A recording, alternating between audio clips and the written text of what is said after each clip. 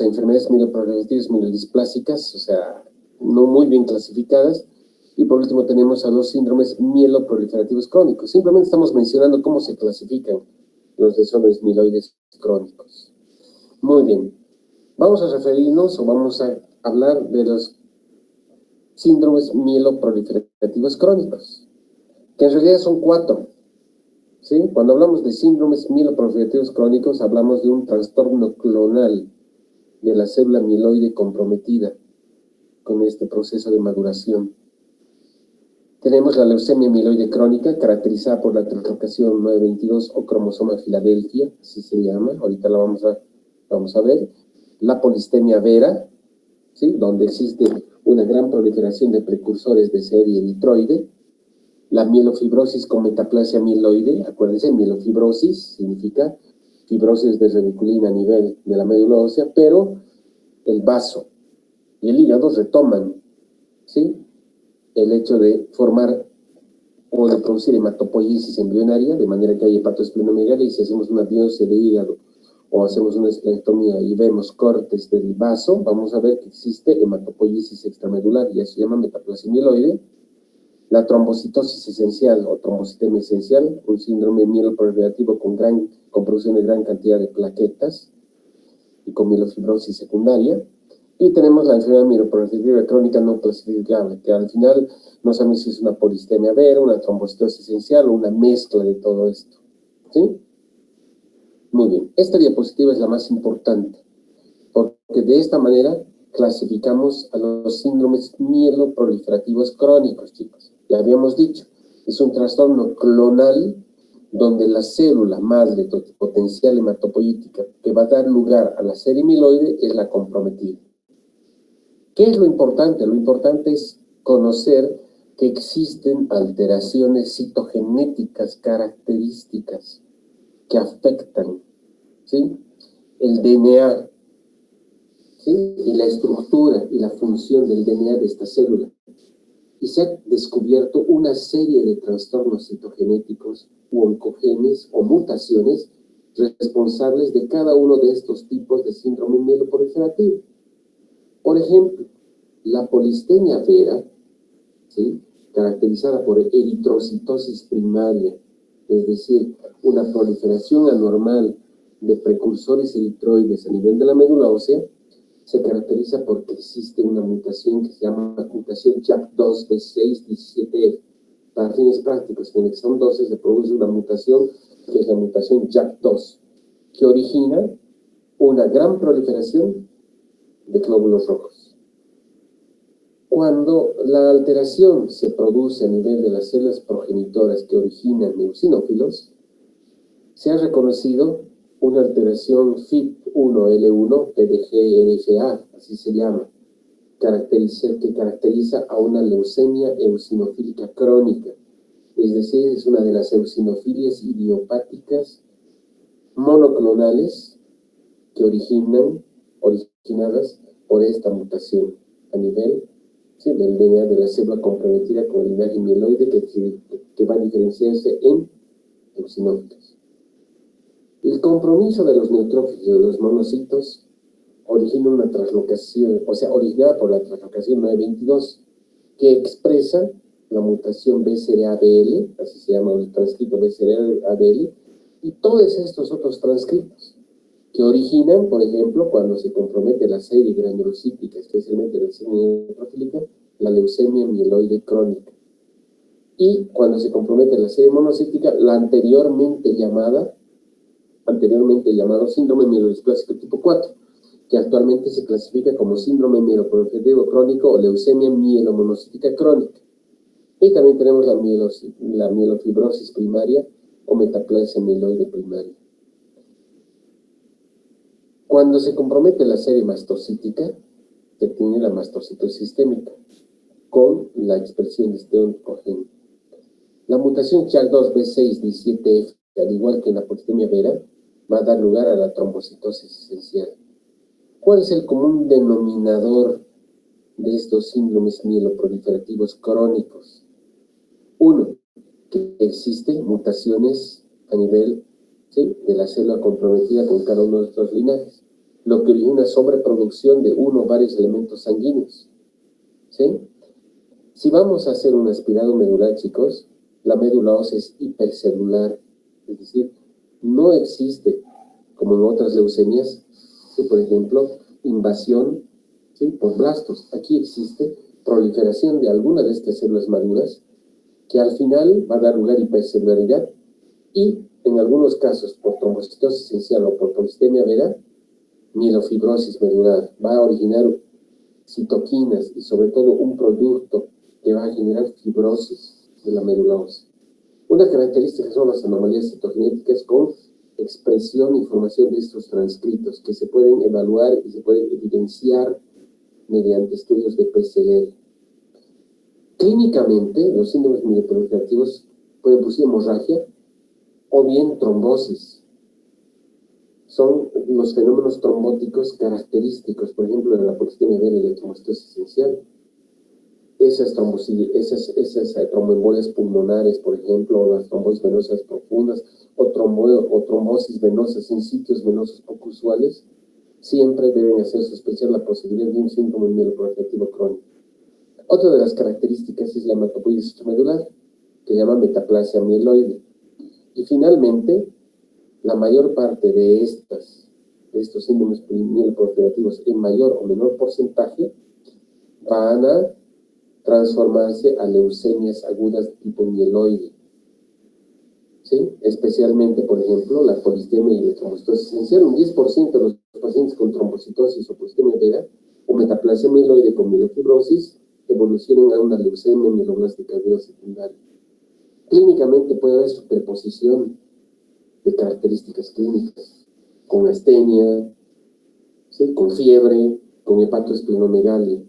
El diagnóstico diferencial se hace justamente por el aspirado medular y sobre todo por el estudio por PCR de las características citogenéticas específicas de cada uno de estos síndromes. Esta diapositiva justamente ejemplifica esto, las características generales de los síndromes mieloproliferativos crónicos. De todos los síndromes mieloproliferativos crónicos, el que es más representativo y más frecuente es la leucemia mieloide crónica, CME o leucemia mieloide crónica. Muy bien, vamos a hablar.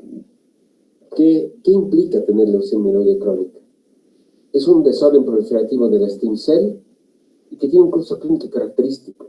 Y una característica que es fundamental y es patognomónica de esta enfermedad, que es el cromosoma Filadelfia.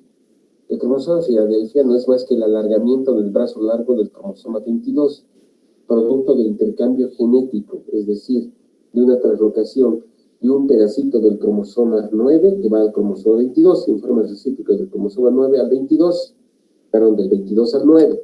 O sea, es como un intercambio de zapatos entre un brazo que va a mi compañero, o sea, un zapato, sí, del brazo largo del cromosoma. O sea, es decir, un pedacito de zapato va al zapato de mi compañero y un pedacito de zapato de mi compañero va a mi pie.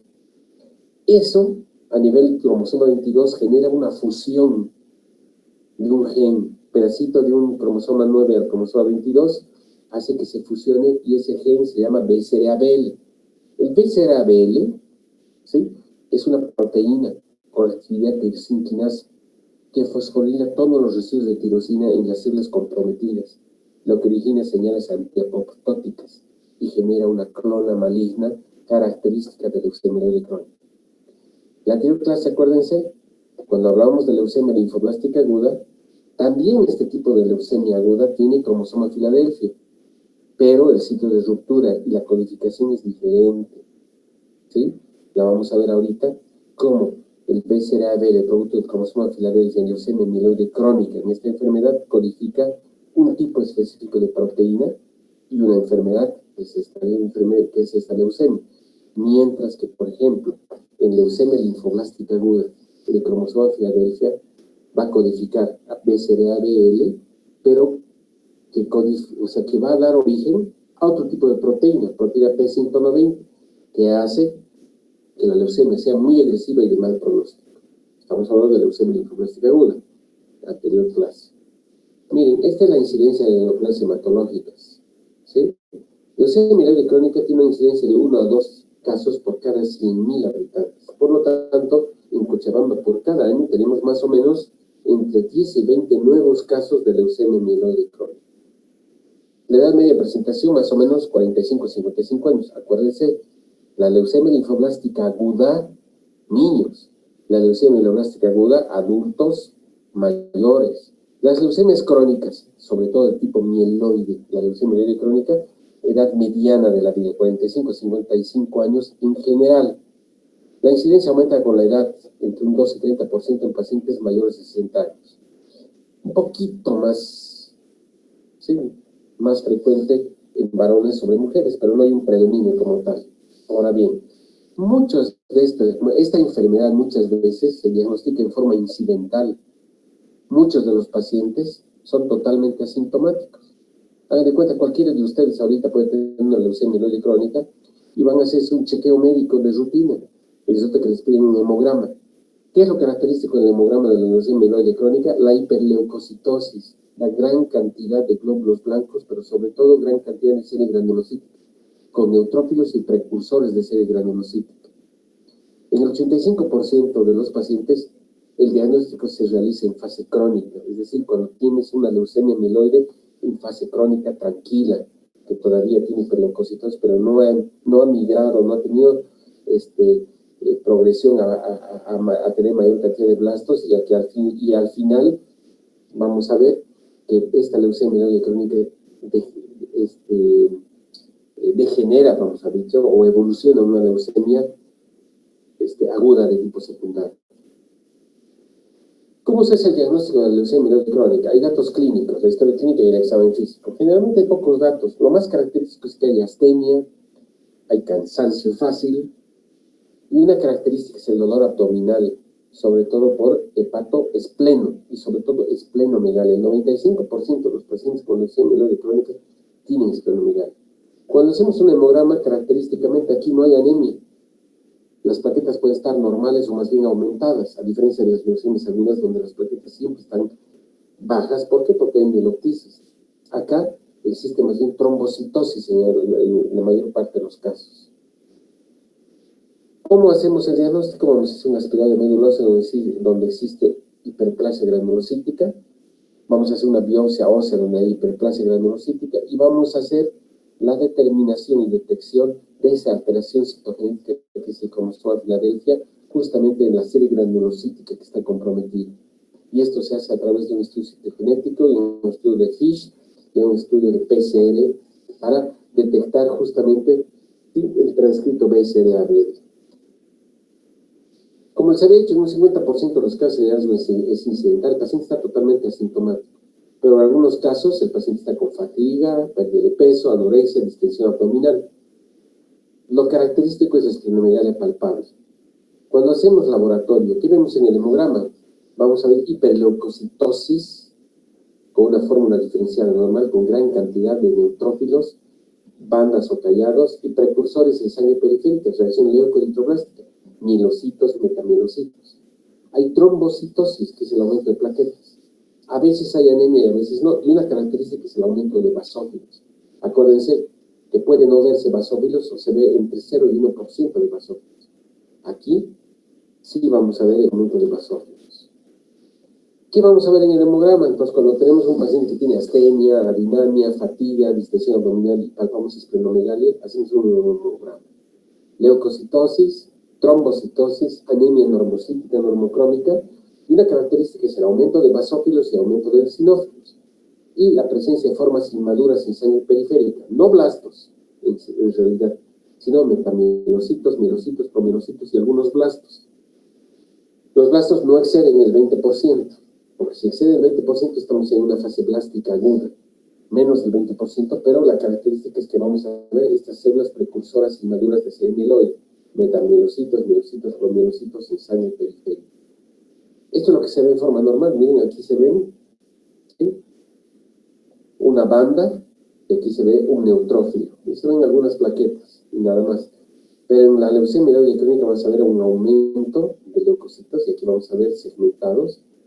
Aquí hay un basófilo, y aquí vemos, ¿sí?, precursores de serie mieloide. Estos son metamielocitos, y aquí vemos un mielocito. Esto no se debe ver normalmente en sangre periférica. Acuérdense, cuando se ve se llama reacción leucoeritroblástica. Y eso nos hace pensar en una leucemia. En este caso, si vemos, ¿sí?, proliferación de serie mieloide, a eso se llama leucemia mieloide crónica. Cuando hacemos una biopsia de hueso, miren aquí, gran cantidad, una hiperplasia hematopoyética. Hemos dicho 50% de tejido hematopoyético y 50% de tejido graso, pero aquí prácticamente el 90%, ¿sí?, está caracterizado por hipercelularidad y expansión de la serie mieloide o serie granulocita. Cuando hacemos el aspirado medular y tomamos la médula ósea, esta muestra va directamente a un laboratorio, y es el laboratorio de biología molecular y citogenética. ¿Por qué? Porque en estas células, chicos, vamos a extraer el DNA de estas células y vamos a ver característicamente una alteración que es la translocación 922. ¿Cuál es el curso clínico característico de la leucemia mieloide crónica? Antes del advenimiento de lo que se llaman inhibidores de tirosina quinasa. ¿Qué es eso de inhibidores de tirosina quinasa? Abriendo un paréntesis, resulta que, ya les he dicho, la leucemia mieloide crónica produce a través del transcrito BCR-ABL una señal que se llama tirosina quinasa, que fosforila los residuos de tirosina y produce señales antiapoptóticas. Se han descrito y descubierto actualmente medicamentos antitirosina quinasa, como el imatinib. Y el imatinib es un medicamento, no es quimioterapia, que bloquea la señal de tirosina quinasa y obviamente, sí, bloquea todos estos fenómenos citogenéticos en las células comprometidas con leucemia mieloide crónica. De manera que aborta la evolución clínica habitual y normal que veíamos en una leucemia mieloide crónica, dejada su evolución.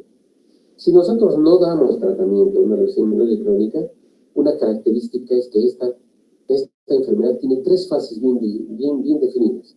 Una fase crónica que dura más o menos 5 a 6 años, por eso se llama leucemia mieloide crónica, porque el paciente puede estar tranquilo, sin alteraciones, salvo esplenomegalia e hiperleucocitosis durante 6 años.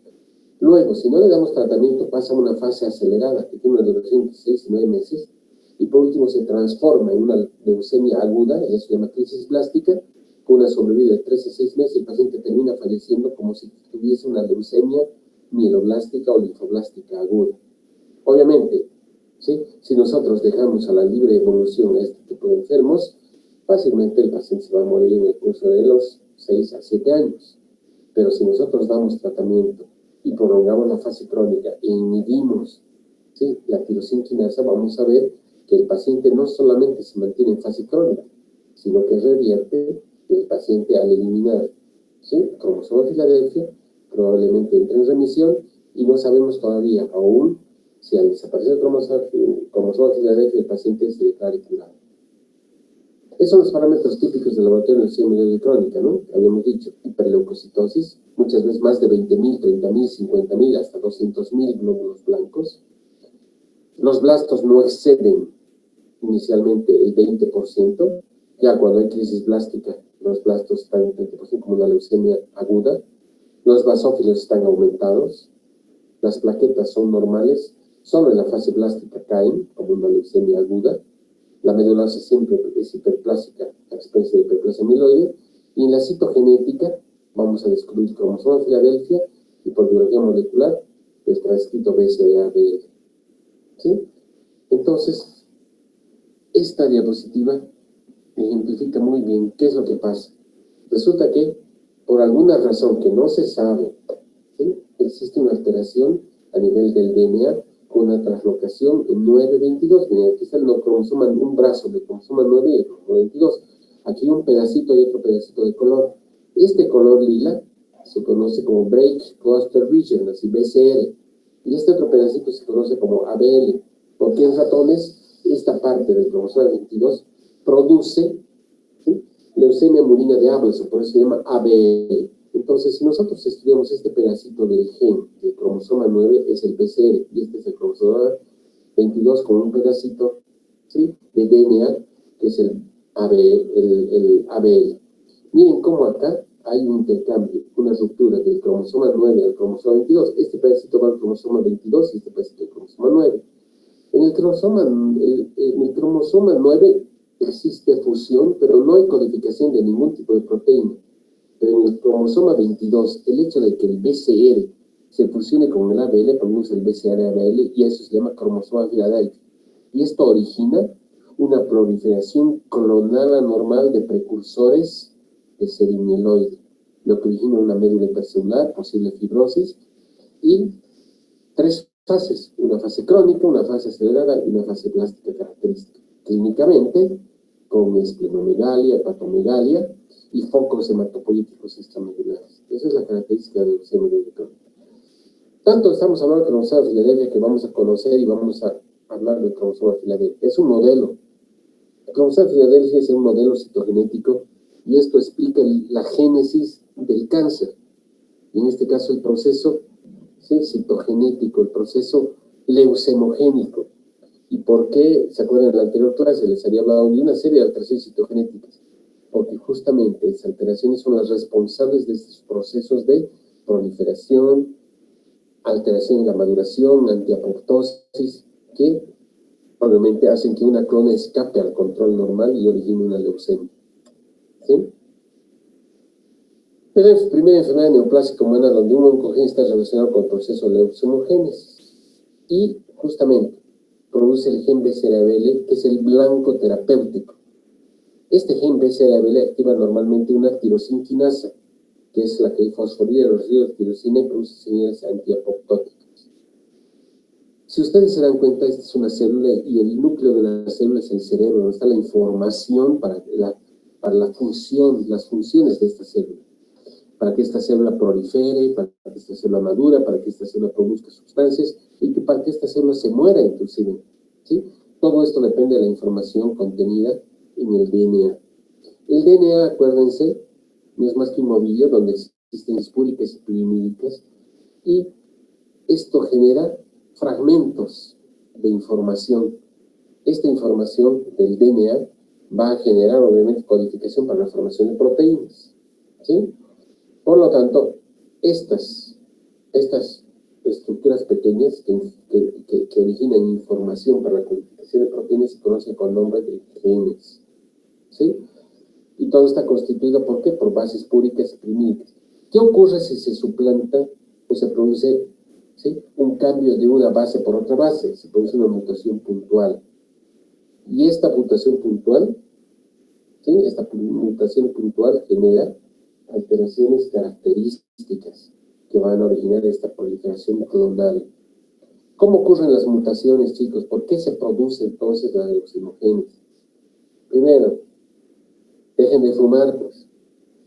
El tabaco, ¿sí? Tiene una serie de sustancias mutagenéticas, así se llaman. Y esto incide sobre justamente cambios puntuales del gen.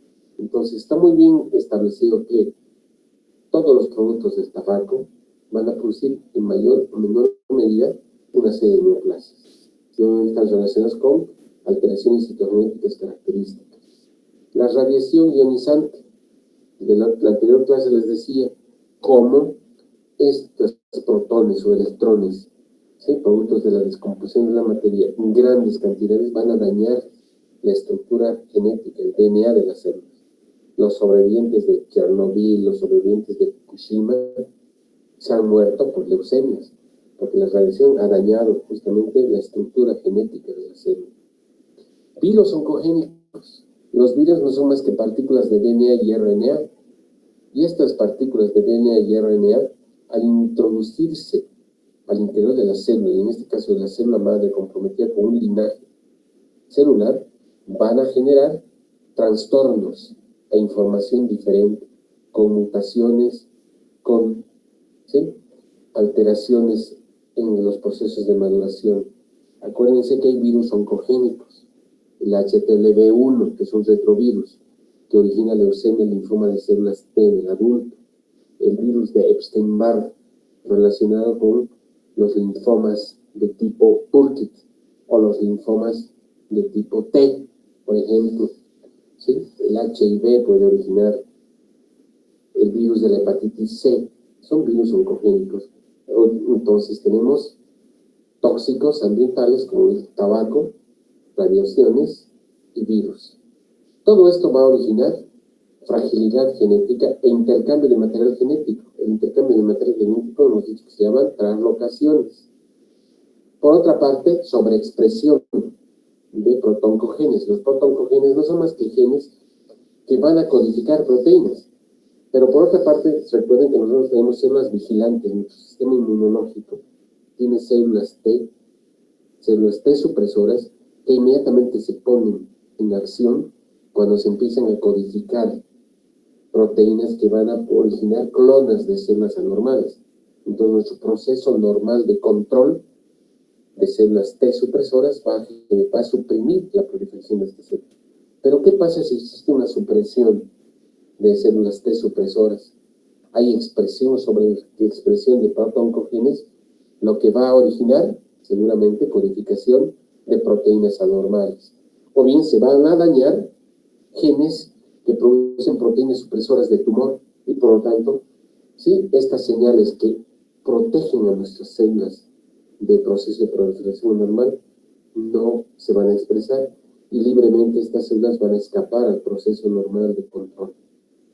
Por otra parte, una característica de las neoplasias, ya sea hematológicas y sólidas, es el hecho de que las células son autónomas y producen sus propios vasos sanguíneos autónomos en un proceso de angiogénesis y aparte metástasis e infiltración.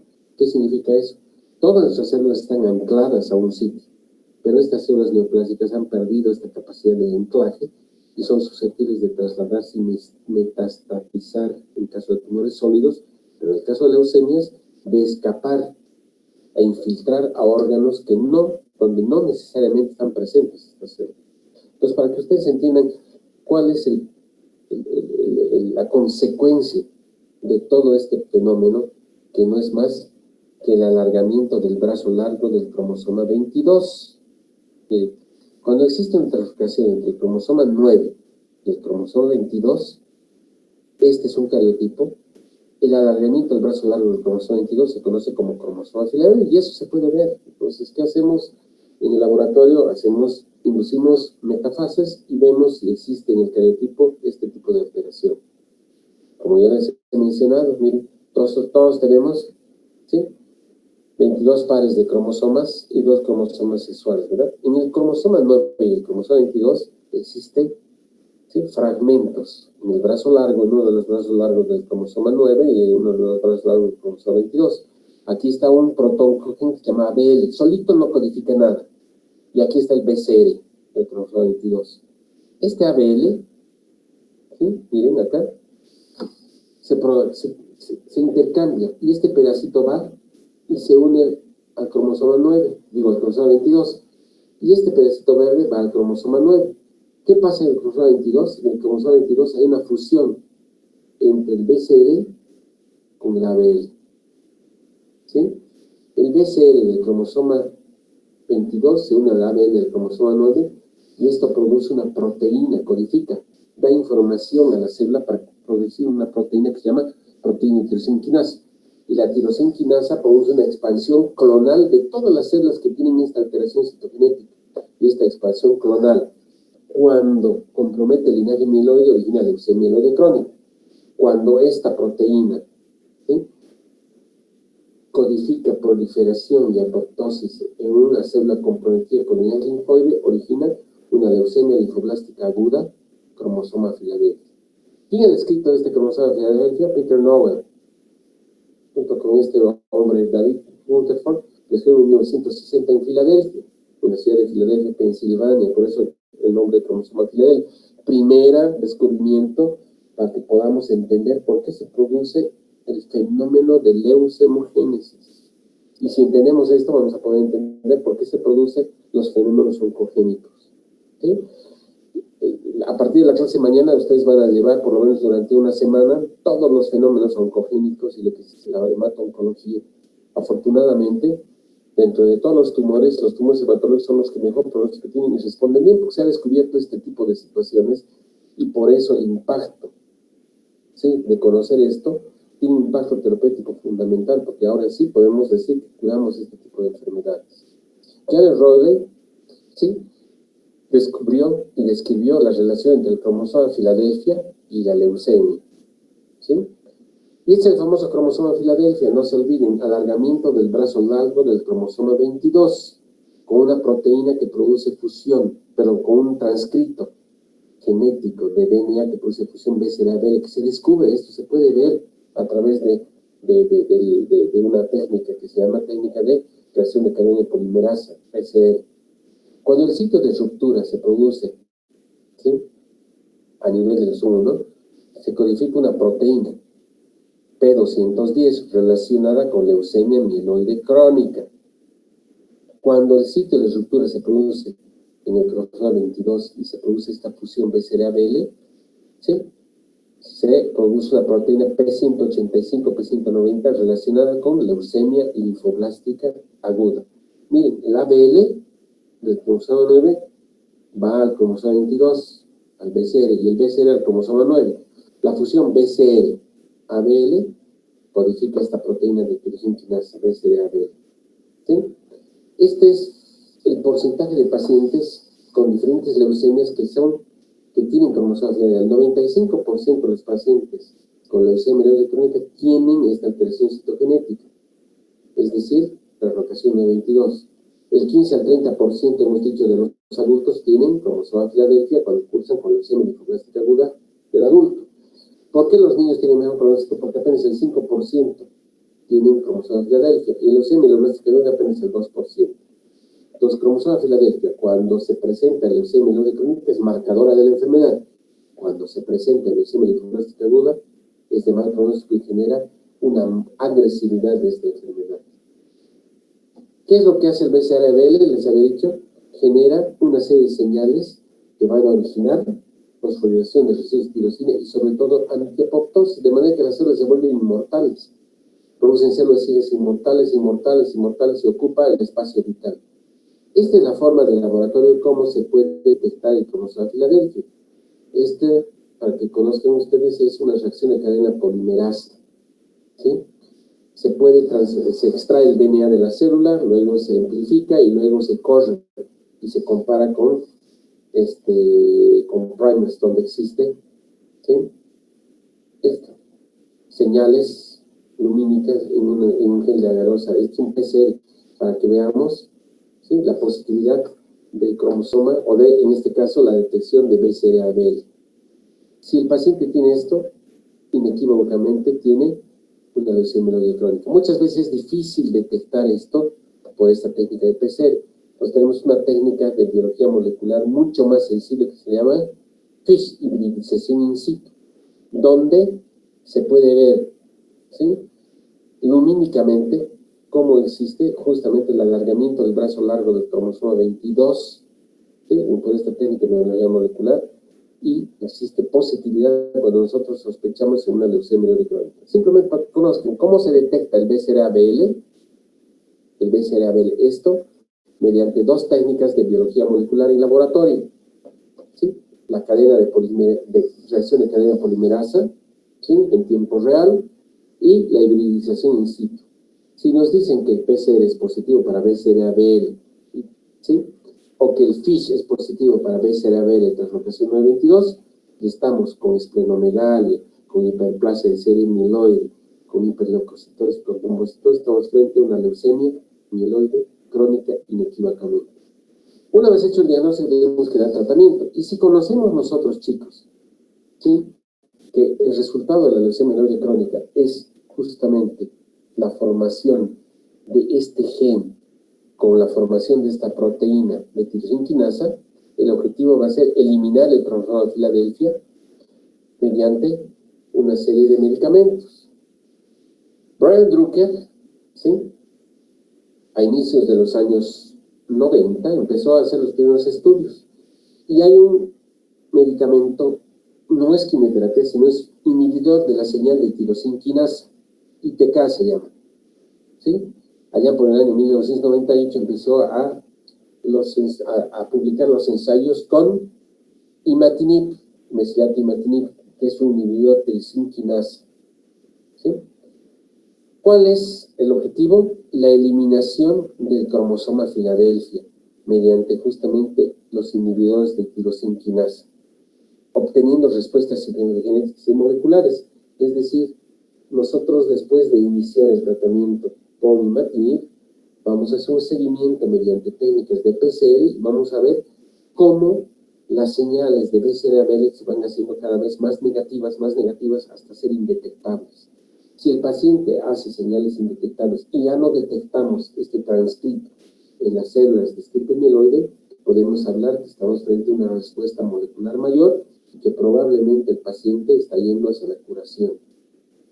Otras unidades terapéuticas es lograr una respuesta hematológica, es decir, normalizar un hemograma, hacer desaparecer la esplenomegalia y obviamente que el paciente vuelva a su estado físico normal. Muchos de los pacientes con el imatinib y con los inhibidores de tirosina quinasa vuelven a su actividad normal. Otras opciones de tratamiento antes del advenimiento de los inhibidores de tirosina quinasa era el trasplante de células madre totipotenciales hematopoyéticas, el tratamiento en base a interferón, y podíamos retrasar un poco la fase acelerada de la fase blástica con hidroxiribosulfán, que es tratamiento paliativo. Pero actualmente el tratamiento de la leucemia mieloide crónica es con inhibidores de tirosina quinasa, imatinib, nilotinib y dasatinib. ¿Sí?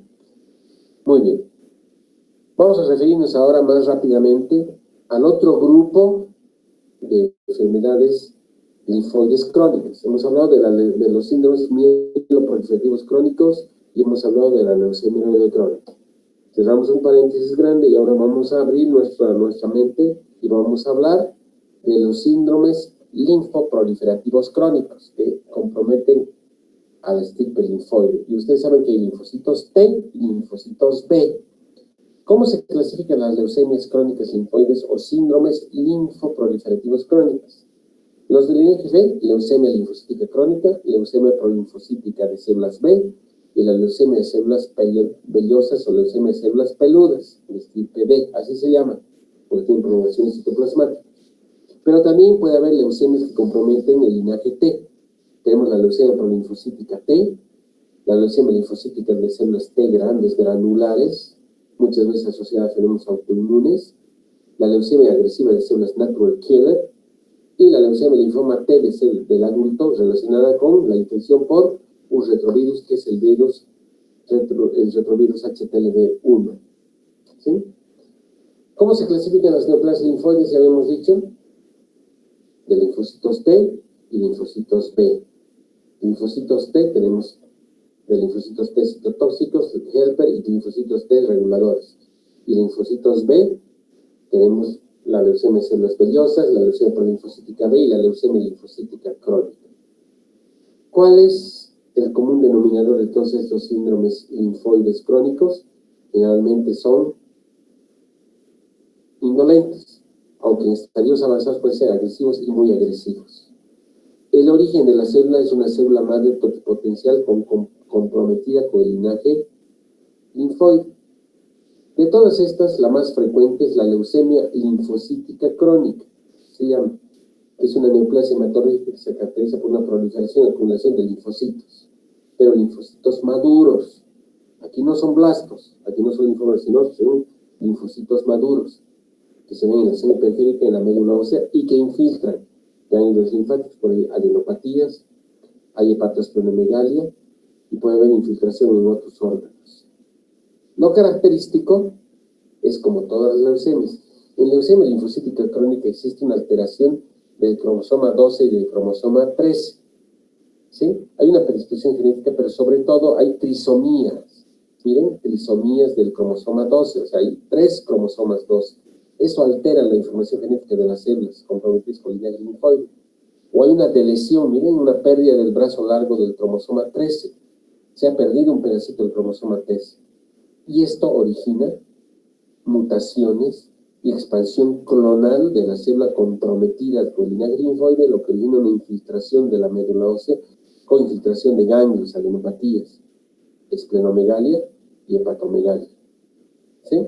Y esto también está predispuesto por una inmunodeficiencia. Hay inmunodeficiencias adquiridas, hay trastornos o fragilidad cromosomal hereditaria que origina justamente trisomía 12 o pérdida del brazo largo del cromosoma 13 relacionada con leucemia linfocítica. Entonces, si ustedes se preguntan por qué se produce leucemia linfocítica crónica, expresión genética, trastornos de inmunosupresión adquirida o hereditaria que originan alteraciones citogenéticas, translocaciones trisomías 12 o 3 ecumenos, es decir, pérdida del brazo largo del cromosoma 3, que origina esta mutación.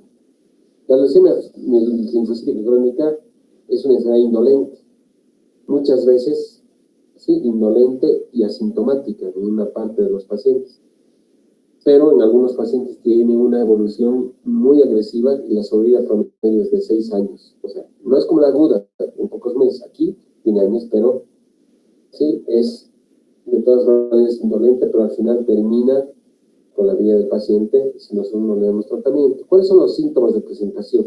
Generalmente la leucemia linfocítica crónica es una enfermedad de tercera edad. Son viejitos.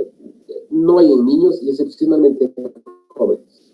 Adenopatías, esplenomegalia, hepatomegalia, ¿sí? ¿Cuál es la diferencia? Que cuando hacemos un hemograma, cuando hablamos de leucemia mieloide crónica, vamos a ver hiperleucocitosis, pero con estirpe mieloide. Vamos a ver gran cantidad de neutrófilos, promielos, metamielos, ¿sí? Pandas o callados. Cuando es leucemia linfocítica crónica no vemos eso, lo que vamos a ver es gran cantidad de linfocitos. Hay una linfocitosis. Cuando hemos hablado de anemia hemolítica, por anticuerpos calientes en forma secundaria, ¿recuerdan?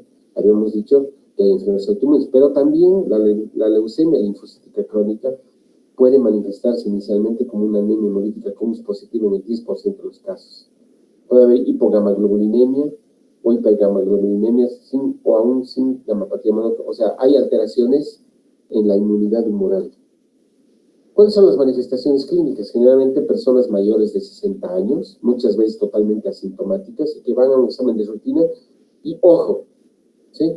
Vamos a tener 13 de hemoglobina, no tenemos alteración en la serie roja, y vamos a tener 30.000 glóbulos blancos con 80% de linfocitos, más allá de 5.000 linfocitos, ojo, y plaquetas normales. Entonces, la linfocitosis es una característica de leucemia linfocítica crónica. Hacemos un examen físico y vamos a encontrar adenopatías cervicales, adenopatías axilares, hepatoesplenomegalia.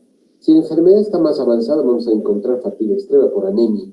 Vamos a encontrar síntomas B, con sudoración nocturna y fiebre, ¿sí? Generalmente vespertina, con pérdida de peso y hepatoesplenomegalia. El examen físico puede tener adenopatía. El diagnóstico se hace por medio de laboratorio. ¿Qué vamos a encontrar en el hemograma? Linfocitosis en sangre periférica. Más de 5.000 o más de 10.000 linfocitos, ¿sí? Y esa linfocitosis debe ser persistente, más allá de 2 meses. Si hacemos un aspirado medular, vamos a ver que más del 30% está infiltrado por linfocitos de aspecto maduro. Y si hacemos un inmunofenotipo, es decir, vamos a ver la expresión de clusters, es decir, de proteínas en la membrana o antígenos en la membrana de estos linfocitos de neoplásicos, vamos a ver la coexpresión CD5, CD19, CD23, pero sobre todo CD5, CD19 positivo. ¿Sí? ¿Con qué hacemos el diagnóstico diferencial, obviamente, de las linfocitosis? Con infecciones virales, ¿sí? Muchas veces la leucemia linfocítica crónica se confunde con una infección viral, o una infección viral se confunde con una leucemia linfocítica crónica. ¿Cuál es la diferencia? Que en la infección viral los linfocitos no son monoclonales, a diferencia de los trastornos linfoproliferativos.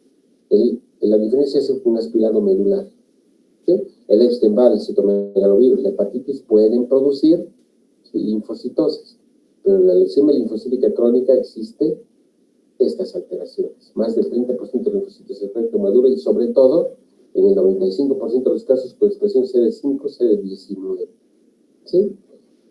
¿Cuáles son los factores pronósticos una vez hecho el diagnóstico que nos dice que el paciente va bien o va mal? La edad. Los pacientes años tienen peor pronóstico que los jóvenes, ¿sí? La sobrevida media de los menores de 50 años corresponde al 5 al 7% de los pacientes y al menos 20 años más corto que los grupos de adultos. Entonces, la edad es un factor pronóstico. El estadio, esto es importante. Cuando estamos frente a una leucemia linfocítica crónica, hay 2 sistemas de clasificación pronóstica, la clasificación de Binet y la clasificación de RAI. La clasificación de Binet toma en cuenta estadios, o sea, estadio clínico de acuerdo a la cantidad de adenopatías que existe. A, B y C, y esta es la sobrevida. Cuando hay menos de 3 áreas linfáticas afectadas, es decir, pocas adenopatías, y menos, por ejemplo, simplemente localizadas en el cuello y nada más de 10 años de sobrevida y un estadio A. Más de 3 áreas linfáticas, 5 años. Y cuando hay más de 3 áreas linfáticas, hagan de cuenta, adenopatías cervicales, adenopatías axilares, adenopatías inguinales, subretroperitoneales, más anemia, trombocitopenia, estadio C, y en el pronóstico apenas 2 años de sobrevida. La clasificación de Reyes toma en cuenta, ¿sí?, si existe fuera de adenopatías hepatoesplenomegalia.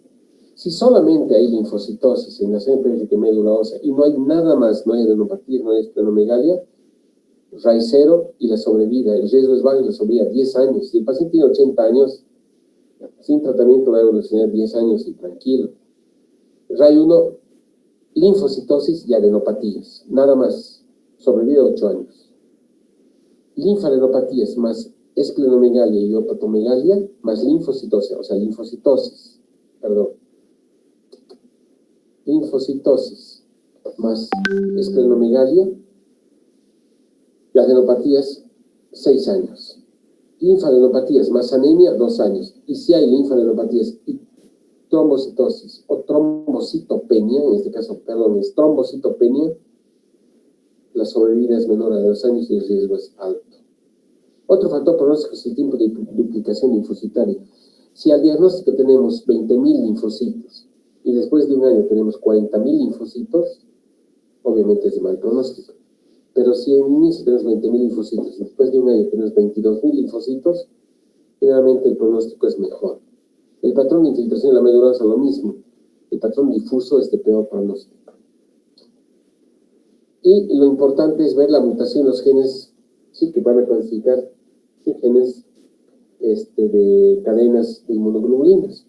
O bien, trastornos citogenéticos del cromosoma 12 y del cromosoma 3. La expresión de una proteína en la membrana C38 y la expresión de otra proteína. Esto se puede ver por laboratorio, chicos. Simplemente para que conozcan cómo estos factores pronósticos inciden en la evolución de la enfermedad. El grupo mutado, mutaciones del gen de inmunoglobulina, ¿sí?, 20 años o más de sobrevida. El grupo sin mutar tiene menor sobrevida. La expresión C38, una sobrevida mayor, o sea, menor. En cambio, la no expresada, una sobrevida mayor. Y la proteína SAP70 se correlaciona fuertemente con un pronóstico negativo. Miren, las alteraciones citogenéticas, especialmente, no se olviden, cromosoma 13 y cromosoma 2 tienen, ¿sí?, estos son los porcentajes de presentación y la sobrevida en meses. Por lo tanto, ¿cuáles son los factores de alto riesgo cuando tenemos nosotros un paciente con leucemia linfocítica crónica? La expresión de proteína SAP70, eso pedimos al laboratorio. La expresión de C38, la mutación del gen de cadena pesada de inmunoglobulina, anormalidades citogenéticas, estadio 3 o 4, un Binet C, de mal pronóstico, tiempo de duplicación menor a 12 meses, beta-2 microglobulina sérica elevada y transformación a una leucemia más agresiva o un linfoma debajo, o un linfoma no Hodgkin más agresivo, y ya se llama síndrome de Retitis. ¿Sí? Entonces, no se olviden, esta diapositiva demuestra claramente tiempo de duplicación, anormalidades citogenéticas, trisomía 12, pérdida del brazo largo del cromosoma 12, patrón de infiltración difuso, mutación del gen de cadena pesada de inmunoglobulina, aumento de la beta-2 microglobulina, peor pronóstico, expresión de CD38 y de proteína SAP70. Entonces, yo les pregunto, ¿cuáles son los factores de mal pronóstico cuando tienes un paciente que tiene leucemia linfocítica crónica? Tiempo de duplicación, anormalidades citogénicas como 1, 12 y 13, patrón de infiltración de la médula ósea y pruebas de laboratorio, expresión de proteína CD38, SAP70 y aumento de beta-2 microglobulina. ¿Cuáles son las complicaciones? ¿De qué se mueren los pacientes con leucemia linfocítica crónica?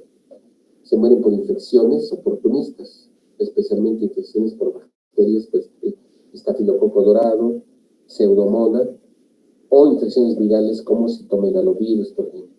complicaciones autoinmunes como la anemia hemolítica autoinmune, o bien al final la leucemia linfocítica crónica se transforma hacia una neoplasia mayor malignidad muy agresiva, como linfoma de células grandes, una enfermedad de Hodgkin, una leucemia prolinfocítica, un mieloma múltiple, o sea, transformaciones. Ahí se llama síndrome de Richter.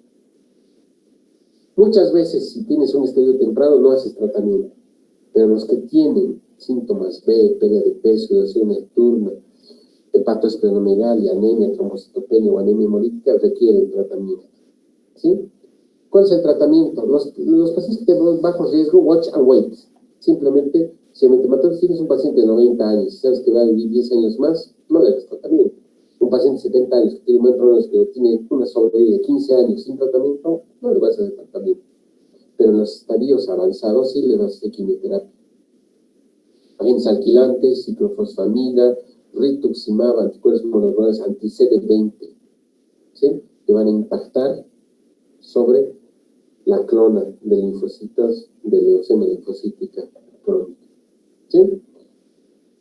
Muy bien, chicos, con esto vamos a terminar las clases de la primera fase de hematología. Han aprendido un poco la hematología benigna, ¿sí? Saben ya cómo establecer diagnóstico de los pacientes que tienen anemia. Y ahora viene un poquito duro, es importante que entiendan los procesos oncohematológicos. Hemos hablado de las leucemias agudas y de las leucemias crónicas. A partir de mañana van a tener clases con la doctora Baena y van a llevar seguramente toda la parte maligna y la parte de hemostasis y trombosis. ¿Sí? Muy bien, chicos. ¿Tienen alguna pregunta? ¿Hola? Hola, doctor. Sí, bonito, ¿no? No es muy... ¿Tienen preguntas o se han dormido?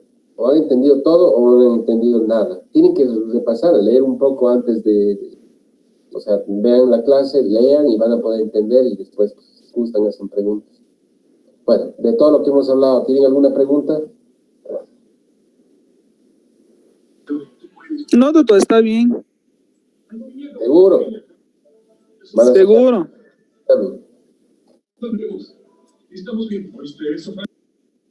Perfecto. Bueno, chicos, nos vamos a ver hasta el examen. Ojalá, no sabemos si todavía el examen va a seguir siendo virtual o tal vez tengamos el examen nomás presencial. Yo creo que va a seguir en virtualidad. ¿Ya?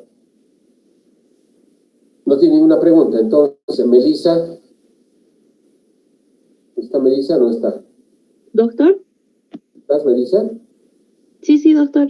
Te voy a pasar el contacto de la doctora Baena en un ratito para que te pongas en contacto mañana. ¿Está bien? Está bien, doctor. No sé si están mis residentes. Lucero. Si no está Lucero, está el Chavo. Rosario.